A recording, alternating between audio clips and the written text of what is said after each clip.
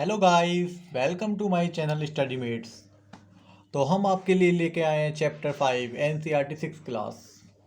जैसे कि हमने आपसे बोला था कि हम डेली एक वीडियो अपलोड करेंगे, तो हम आ गए हैं। और ये चैप्टर काफ़ी इम्पोर्टेंट है, तो आप इस वीडियो को स्किप मत करना। और अगर आपने हमारी पहली वीडियो ना देखी हो तो प्लीज़ पहले उन्हें देखना, उसके बाद इसे देखना। तो गाइस हम स्टार्ट करते हैं ज़्यादा बात ना करके। ओके, तो चैप्टर 5 है हमारा पदार्थों का पृथक्करण। पृथक्करण मतलब होता है एक तरह से अलग करना। बहुत से बच्चे नहीं जानते पृथक्करण क्या होता है, तो अलग करना।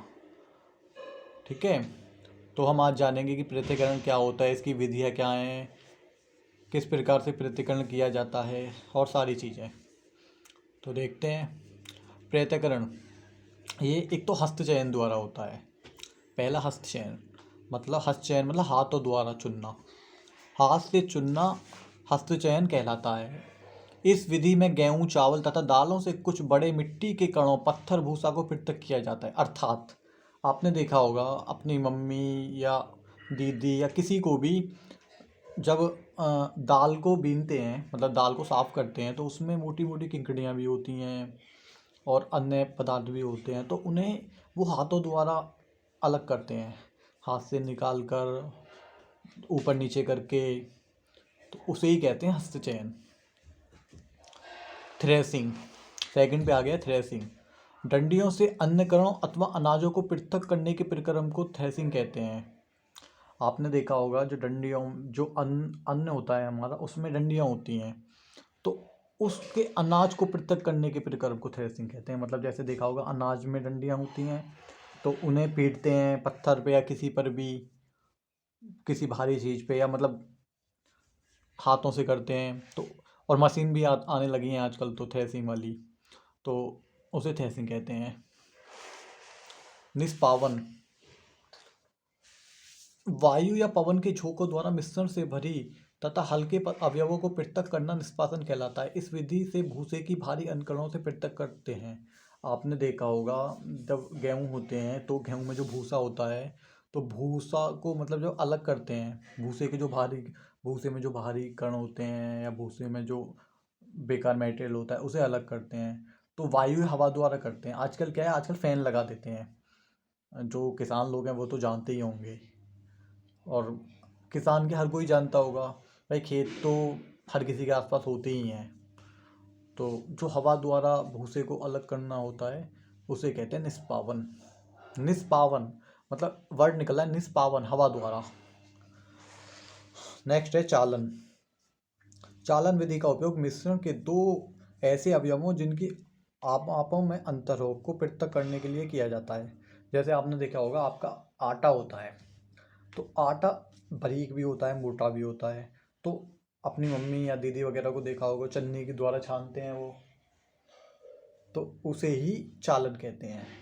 चालन मतलब चन्नी द्वारा छानना, या मतलब ऐसा अवयव जो देखने में आम आपों में अंतर हो। मतलब जो हमारा आटा होता है मोटा भी होता है, पतला भी होता है, तो चन्नी द्वारा छानते हैं तो पतला पतला नीचे निकल जाता है, और मोटा मोटा जो बेकार कण होते हैं वो ऊपर रह जाते हैं, उसे ही चालन कहते हैं। नेक्स्ट आ गया आपका अवसादन। मिश्रण में जल मिलाने पर भारी अवयवों के नीचे तली में बैठ जाने के प्रक्रम को अवसादन कहते हैं। आपने देखा होगा पानी होता है, एक एग्जांपल पानी है। पानी में मानो आपने कोई कण डाल दिया, कोई मानो रेत डाल दिया, तो जो वो नीचे पानी में नीचे आ जाएगा, तो उस प्रक्रम को ही अपसादन कहते हैं। अब निस्तारण किसे कहते हैं? अपसादित मिश्रण को बिना हिलाए जल मिट्टी सहित उड़ेलने की प्रक्रिया को निस्तारण कहते हैं। मानो एक गिलास है, मानो जैसे ऊपर वाला गिलास है, आपने एक गिलास और ले लिया, तो ऊपर वाला जो गिलास है उसमें से सही पानी निकालने या उड़ेलने, उड़ेलने भी बोलते हैं, उड़ेलने हिंदी में, उड़ेलने या निकालने की प्रक्रिया को निस्तारण कहते हैं। तो मतलब शुद्ध जल निकाल लेते हैं और रेत या जो भी भारी पदार्थ है वो नीचे रह जाता है। ओके गाइस, नेक्स्ट आ गया आपका निस्यंदन। सॉरी, तो निस्यंदन में क्या होता है, जो ठोस तथा द्रव के मिश्रण को छानकर पृथक करना निस्यंदन या फिल्टर, जैसे फिल्टर भी बोलते हैं, कहलाता है। जैसे आपने देखा होगा, चाय तो सब पीते ही हैं मोस्टली, तो चाय छानते हैं तो चाय नीचे चली जाती है और जो आपका चाय की जो पत्ती होती है वो चन्नी में रह जाती है, उसे निस्यंदन बोलते हैं। फिल्टरिंग मतलब किसी चीज़ को साफ करना। वाष्पन, जल को उसके वाष्प में परिवर्तन करने की प्रक्रिया को वाष्पन कहते हैं। समुद्र जल से नमक प्राप्त करना। वाष्पन, आपने देखा होगा जो हमारा जल है, जो मतलब समुद्र का जल जो होता है उसमें नमक पाया जाता है, तो उसे एक हम नमक कैसे प्राप्त करते हैं, तो जो नमक होता है पानी उसको उसके लिए एक होल बना देते हैं, तो जब सूर्य की रोशनी उस पर पड़ती है तो जो पानी होता है वो अलग, वो वाष्प बन के उड़ जाता है और नमक रह जाता है। इस प्रक्रिया को वाष्पन कहते हैं।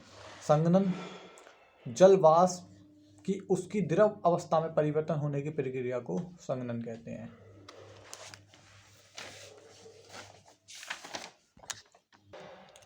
तो गाइस, आपका ये चैप्टर फिनिश हो गया है।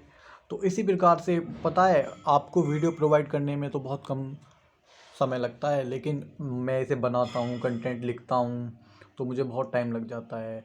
और NCERT में से फ़िल्टरिंग करता हूँ सारी चीज़ों को। फ़िल्टर मतलब जो अच्छी अच्छी चीज़ें जो एग्ज़ाम में पूछी जाती हैं, अक्सर पूछ लिया जाता है कि वाष्पन क्या होता है, निस्यंदन क्या होता है, अवसादन क्या होता है। अगर आपको ये सब नहीं पता होगा तो फिर आप कैसे कर पाएंगे। तो ये वीडियो आपके सभी एग्ज़ाम्स के लिए बहुत ज़्यादा इम्पोर्टेंट है। तो गाइस, अगर आपको हमारी वीडियो अच्छी लगी हो तो please like, subscribe and comment करना ना भूलें। Thank you.